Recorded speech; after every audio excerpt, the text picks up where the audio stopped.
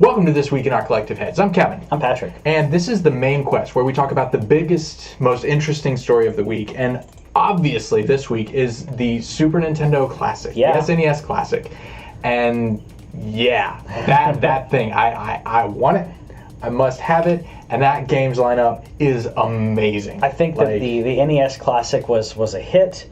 And everyone knew this was going to happen. Everyone knew it was going to happen. Everyone knew it needed to happen. We didn't know if it would happen. Well, I thought I was pretty secure in my feelings on this. Yeah. So the Super Nintendo Classic, the SNES Classic, whatever you want to call it, is another plug and play-esque thing from Nintendo, and the NES Classic, so HDMI to your TV, so being able to play old school games on a new TV. Obviously Duck Hunt and those don't work, but doing this that does not have cartridge support, but it has built-in games, and the games that are on there are really, really good. It is a really amazing classic, and I didn't have a chance to go back and look at our list, because we did at one point make a list of what the Super NES games were going to be. Handful of those are on there. Yeah, a good chunk of them. But so we're going to run through these real quick. Contra 3: The Alien Wars, which is a great Contra game. It's a good Contra game. Donkey Kong Country. I wish we got 2, but Donkey Kong Country stands up on its own, and it's pretty amazing. It does. 2 may be better, but I think Donkey Kong Country 1 is great. It's not one of those things where they're too different or one is completely superior. Right. I think Donkey Kong, like you said, it holds up. Yeah, I disagree. Donkey Kong Country 2 is superior in every way. Earthbound, which is Mother 3, which is one of the harder ones to find. I did a price comparison, and to get a cartridge of Earthbound is $120. Really? Yeah, people want that, and so yeah, I'm excited that that's coming out. Then we have Final Fantasy 3 or 6. Because it's the Japanese, right? But it's so it's going to be the Super NES one. It's going to be the original Ted Woolsey translation, which is not the best, but it runs better than the PlayStation version that came out and introduced loading times and all that kind of stuff. So it runs really well.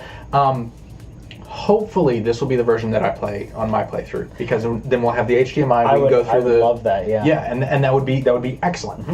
Next up, we have F-Zero, which classic, totally, and it's also one of the amazing looks at what they were able to do with 3D. On 16-bit. It's just amazing. Yeah. We got Kirby Superstar, which is a collection actually of a bunch of different Kirby games, and then Kirby's Dream Course, which is the mini golf Contra game. I like mini golf. Donkey Kong Country. I wish we got different abilities, like you use the tea kettle one or the rock to like stop. And it's great. Legend of Zelda: A Link to the Past, the best Zelda game until Breath of the Wild.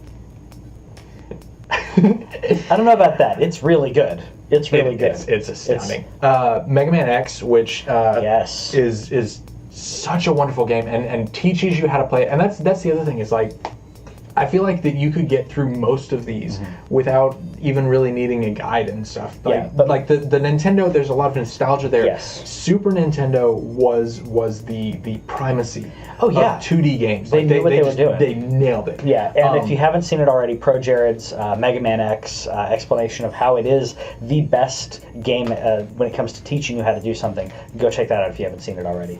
Next up is Secret of Mana, which is an action RPG where you can actually have multiple players at the same time, and that's a lot of fun. Star Fox 1 and Star Fox 2, which I've been trying to nail this down. They're anachronistically, or not anachronistically, what do you call the missing Bible books? Apocryphal. Apocryphally, the story is they canceled Star Fox 2, then finished it. And never told, and the team that finished Star Fox 2 had a release party like 20 years after they finished this game. There are ROMs running around. The ROMs are all fixed by people. I mean, the ROMs are fixed by people, and so, or not fixed by people, and sometimes they're missing assets, things like that. So this is the first time that Star Fox 2, in its entirety, as it was meant to be, we believe, is available. Correct. Next up, we have Street Fighter II Turbo Hyper Fighting, which is Street Fighter 2, like the original and new challengers and stuff, like they adapted a lot, and I feel like the Turbo Hyper Fighting kind of it allows access to all the different iterations that they did on that. That's why I was clapping, because there are other versions which people can argue are superior, but the access to the different characters and everything is much better in this. Yeah, Super Castlevania 4 is kind of amazing, and it's one of the best uses of, to get into the hardware and the tech side of it. I feel like Super Castlevania 4 is the best use of Mode 7 graphics, which was one of the ways that they did 3D in those days. That's what allows them to rotate the background while you're hanging with the whip, and it's making it look like 3D even though it's not 3D. F-Zero doing it as well, where it's just remarkable. Super Ghouls and Ghosts. This is probably one of the weaker ones for me.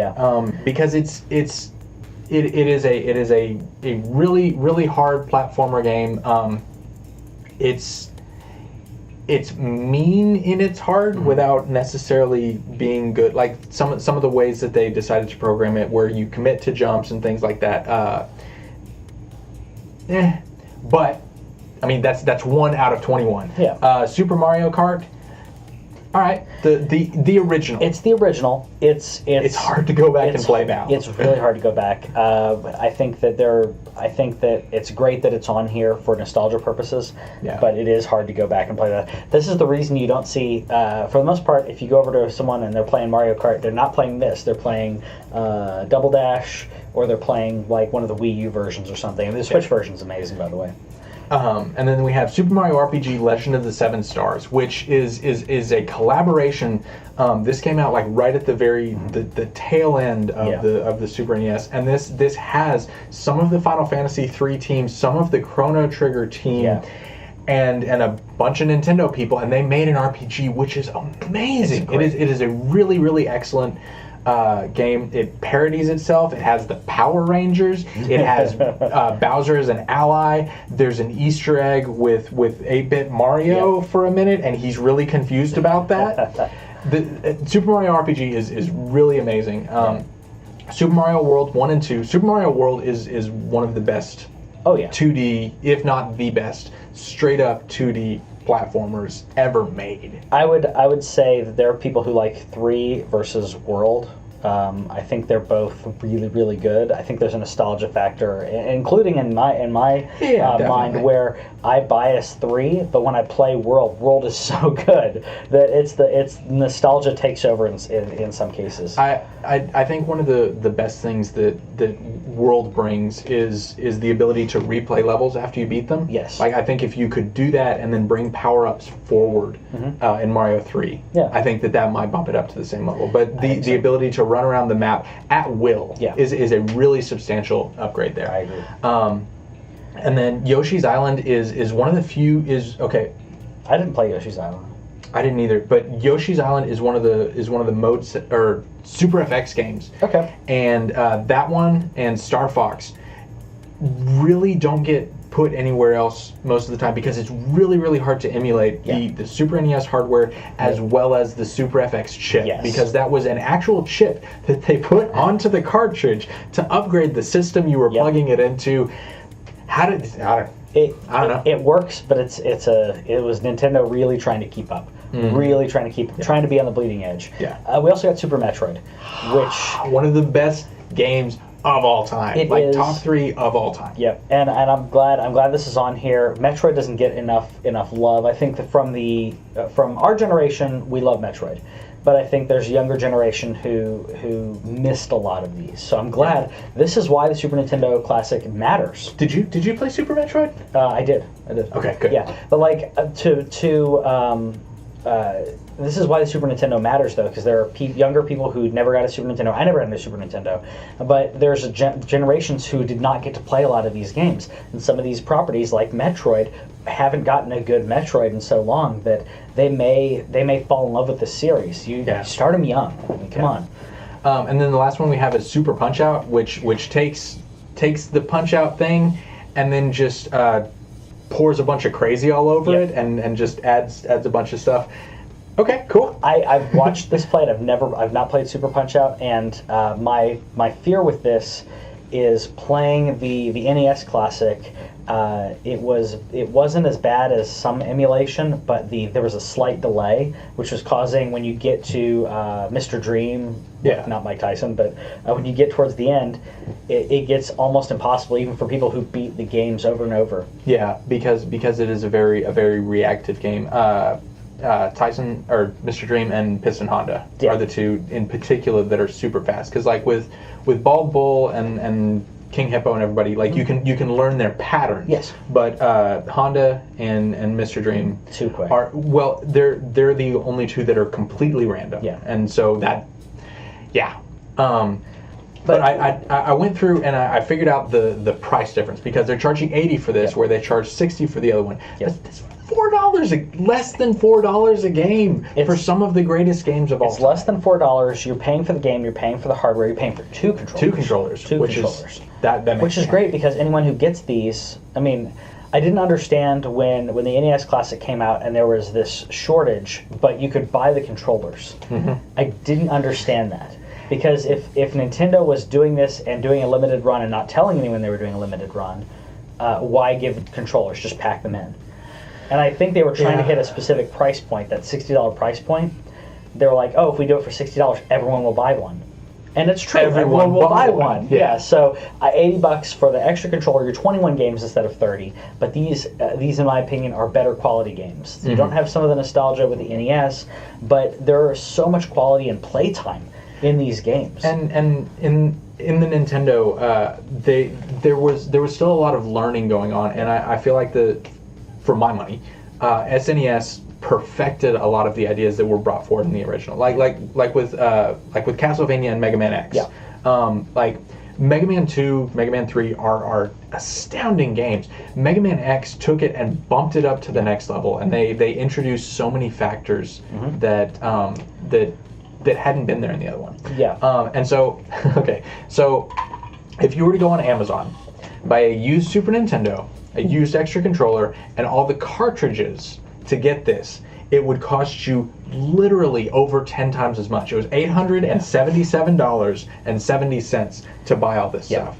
And so $80 is nothing. $80 is nothing. I don't know. They've said they're going to make more.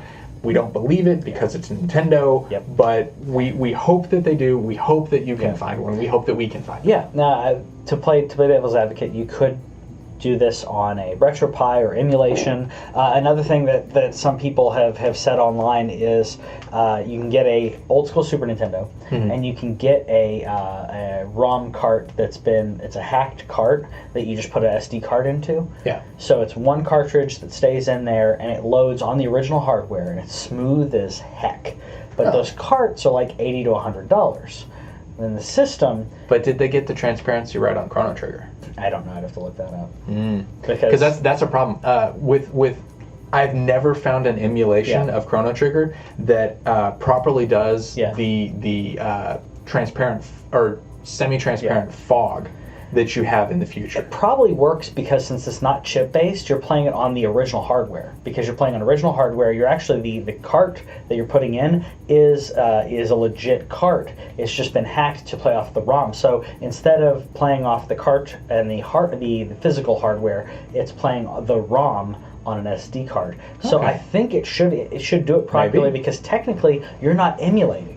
Right. You're playing a ROM on original hardware, which is one thing that I've, if I come across a ridiculous amount of money and have a really good setup, I would love to have this setup because that company does NES, Sega Genesis, Super Nintendo, N64. I would love to have all of those with one of those cartridges in them to play everything, to be able to play this on original hardware because there's quirks, and if you're playing Punch-Out or others that just don't feel right, and just playing on a real Genesis or Super Nintendo controller really helps. So to play devil's advocate, you can do this otherwise. Some people like you were talking about, there are problems playing emulation. You could emulate everything on your PC. It is not legal to do so if you don't own the cart. So there are people who think that this is price gouging. I don't think it's price gouging at all. Oh no, definitely. I'm really hoping that there are going to be enough of these. I'm going to be in line the day that it comes out. I have a reminder on my phone. I've already told the GameStop manager, because Redbeard, I told him I'm going to be at your store with a coffee. Not to bribe him, but specifically because like I do that. Yeah, because this is a retail nightmare. It's a retail nightmare. He's already he and Tiff were talking about how many calls they've already gotten about it, and it's like they don't know any more than we know. Yeah. They also don't know how many they're going to get. GameStop's probably not going to let you pre-order these because they don't. GameStop themselves may not know how much they're going to get until that week. So get there early if you want one. Hopefully, people don't buy them out. I really think that they should limit like 2 per customer kind of thing, because like if you want to buy one for you and your I don't know, like nephew, co-host. like me, or co-host, like to be able to jump in, grab both of those, that's great. And I'm very excited about this. I think it's great to give this out to the community. And I just wish that the NES Classic, they would produce more of those, because there is a huge market for this. And if Nintendo's not going to give us the Virtual Console and the Switch right now, then give us that. One of the things that I heard proposed, so I can't take credit for this, but I would really like it if, when they do launch the Virtual Console, which I think will happen at the same time as they start rolling out the online service. They've said that they're going to produce the Super Nintendo Classic October, November, December, and then stop. Why? But, and to answer my own question, I think that at the beginning of 2018 they're going to launch Virtual Console. And that's where they want you to buy these. And so I think that they'll do that. And I would really like it. And here's the idea. I would really like it if they introduced bundles. I would love on the store. If they were like, hey, do you want Final Fantasy 4, 5, and 6? Here you go. Do you want Secret of Mana series? I'd like flash sales on specific games. I would also like a flash sale where it's like, hey, because like they're going to charge, my guess is what, $5 per. The previous, like on Wii U, I think it was. It was 5, 10, 15. 5, 10, 15, right? Yeah. If it was $5, I think it should be $5 for Super Nintendo games, and like, so to be like, 2, 5, 10, whatever they want to do. But to be like flash sale, pick three Super Nintendo for $10. It's a buy one get one free, essentially, is what you're doing. But they're basically saying, hey, just give us $10 and you get 3 of whatever. Is great because there are certain titles that may not go online. And I would spend so much money. To BOGO that would be great. To buy 2 get 1 free. It's that simple because it's digital content we're talking about here. And if you do flash sales like that every now and then, like you said, bundles are great. But to do what look and see how I mean, even Xbox is doing this now. Steam started it with their flash sales and their summer sales and all their winter sales and everything. Sony is doing it as well, where they're like, hey, guess what? This weekend, this is going on. Massive summer sale. I just wish you could sort it by Vita only, because digging through 500 items on sale to try to find the Vita stuff. You can on. Oh no, you can't. Never mind. You can do it on. You can do it on some sales, you can do but it on not some others. sales. It's awful. Yeah. But yeah. So the Super Nintendo Classic is kind of a look forward, and we'll see how it plays out. We're hoping that it rolls out better than the Nintendo. They're trying to assuage our fears, saying, "Don't worry, we're going to make more." But the question is, how much more? Because I have literally never seen an NES Classic yet. I have. I've seen one at a comic book convention. One of the vendors was selling them for $140, $150. And he had 3 of them, and by the end of the convention, he had 0. Because someone there goes, oh, like you said, oh my God, I've never seen this in person, and impulse bought that. But and so the scalpers are making more money than Nintendo. And that's not right for the individual. So let us know in the comments what you think about that, and if you think Nintendo is starting to realize with the Super Nintendo that they screwed up. Tell us how bad you want one. Yeah. Because we know how bad we want one. Yes, really bad. Talk to you guys later. See you next week.